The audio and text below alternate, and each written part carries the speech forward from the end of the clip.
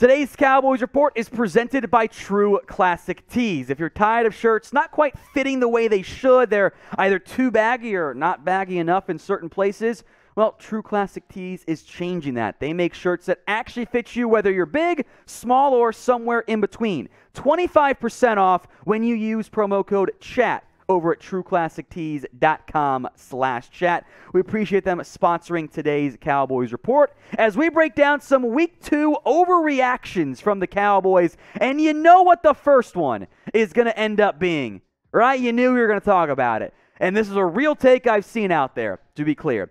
Cooper Rush is clearly better than Dak Prescott. That is our number one overreaction. If you've been subscribed for a long time, you know this is an overreaction as far as I'm concerned. And I do not mean to be negative towards Cooper Rush. I want to be positive in the way we praise his play. He more than did his job in Week 2. He was the game manager. He didn't turn the football over. He played well enough. 2 great drives to open up the game. More than the play calling side of things. The Cowboys got the win. Cooper Rush, I think I speak for everybody watching, exceeded the expectations that we had for him in Week 2. He played well. The stat line is 19 of 31 for 235 and a score. Very good numbers. Now, it's important, though, to also look beyond just the raw box score. And there were some missed throws by Rush. The arm strength remains not very good. And there were a couple plays that probably should have been picked off. And most importantly, when you take away the pass to Tony Pollard, that was a toss forward by maybe a half yard, the numbers look like this. It's 60%, 189 yards, a pretty mediocre 6.3 yards per attempt, 1 touchdown. Now, that's fine. You won the football game. But that stat line reminds me quite a bit of Week 1, Rams a couple years ago, right? The Cowboys lose that game. I think it was opposite score, 2017. People say Dak didn't play well enough to win the game, even though it was a garbage OPI call that cost you. Rush did his job. I think we all feel a lot better about Cooper Rush being the backup quarterback than we did, a week ago after a fairly bad preseason performance. He did his job. I am very happy with Cooper Rush. There were some great throws. The 4th down play was critical from Cooper Rush. He did his job and then some. If that's the best we see out of Cooper Rush, that's kind of like an okay day at the office for Dak Prescott. Expectations matter here a lot. I think that's often overlooked. I think we, in general, thought, hey, if Cooper Rush doesn't turn the ball over, he did a great job. If that's Dak's stat line, people are saying he got carried by the offense. Expectations matter a lot here. We expect Dak to be like a top 10 quarterback. When he doesn't, we're upset. When he plays garbage like he did against the Bucs, we're really angry. When Rush plays solidly, I think because it's so much higher over expectations, we kind of overrate just how good he actually was. So with that in mind, this is your chance to agree or disagree. If you have to pick a QB for the rest of the year, who is it? CR for Cooper Rush, DP for Dak Prescott. This will be the pinned comment on today's video. So if the ad break comes here on YouTube, take advantage of it. Head down there, type in CR or DP. Number 2, and this is a real take out there as well. Mike McCarthy was actually the one calling the plays. Not the case. Mike was not your play caller in Week 2, although if we take his word for it, he was more involved, and I am inclined to take his word for it to be clear, in the pre-planning process. Mike said he was more involved. You might have seen him with the call sheet. He calls it his worksheet.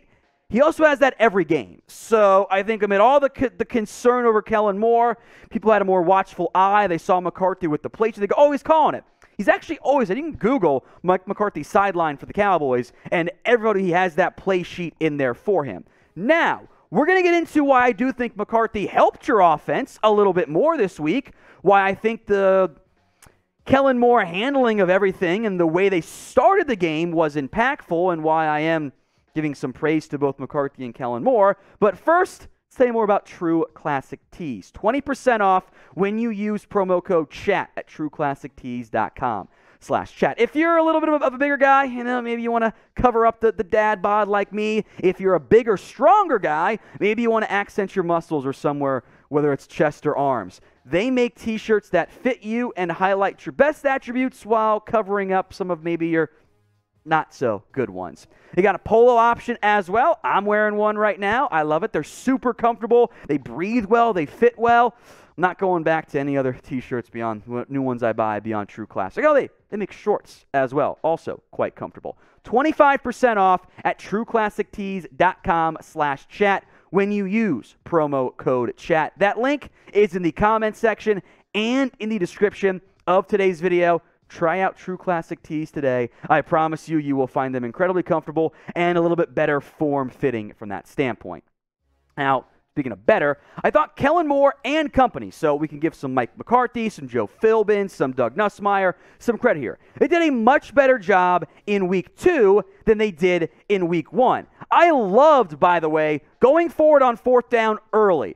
When your head coach says we got to be more conservative pregame, I was like, you're not going to go for it. They went for it. They got it. They helped set the tone for the entire offense. Now, I believe in looking at the whole picture, and unquestionably, the Cowboys offense did cool down after a hot start. 2 75-yard scoring drives to open up the game, and then things were much more not as good. Some bad play calling, some misplays. Your quarterback made some iffy throws.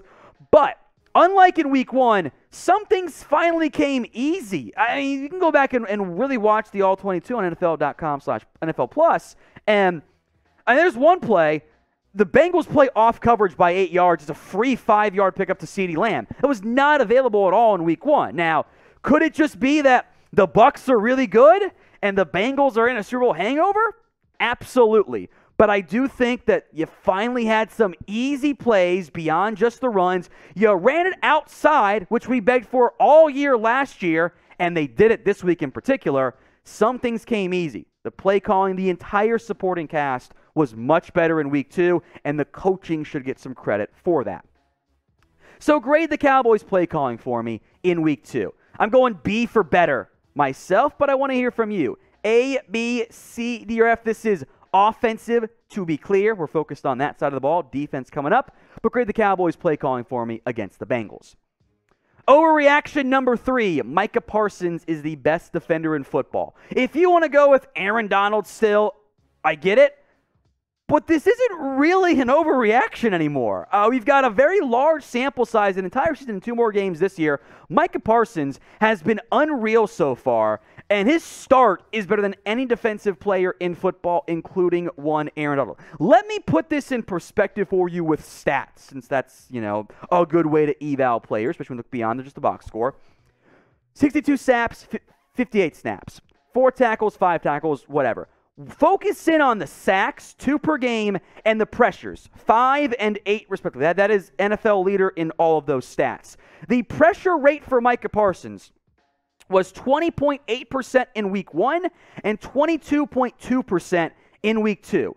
And that is a vastly majority pass rush team. Micah Parsons is a full-time edge now. He's had 60 pass rush reps, 8 in coverage all year. They've dropped him a few times to keep things different. Micah Parsons, Micah pass rusher, is truly here. Those pressure rates, over 20%, that is absolutely absurd. To put this in perspective, for his career, TJ Watt is not even cracking 15%. So you're talking about a similar pressure rate as last year on a higher volume and no drop-off. That is unbelievable from Micah Parsons. The things he is doing, the snap volume and the efficiency is still not dropping off, is unreal. Micah Parsons is the best defender in football right now. So with that in mind, how many sacks for Micah Parsons this year? Teams have double-teamed him. He's still got some pressure against the Bengals. Teams are going to lock in on him all year long. He's still averaging 2 sacks through 2 games. Or 4 sacks total, I should say. How many sacks for Micah this year? Sound off for me in the comment section. Overreaction number 4. Brett Maher's good. This is not an overreaction. I'm going to take the coward's way out though, and throw in for now on top of that. Because, I'm not quite sure I buy that one all the way long term. But I do want to give Brett Maher some credit. He has been very good so far this year. Small sample size, yes, but I want to give him some credit. More as to why, but first, make sure you guys are subscribed. free videos every single day, whether it's news, rumors, updates, you name it, we got you guys covered. Hit that big red button and subscribe right now. All right, more on Maher, right? He has not missed yet.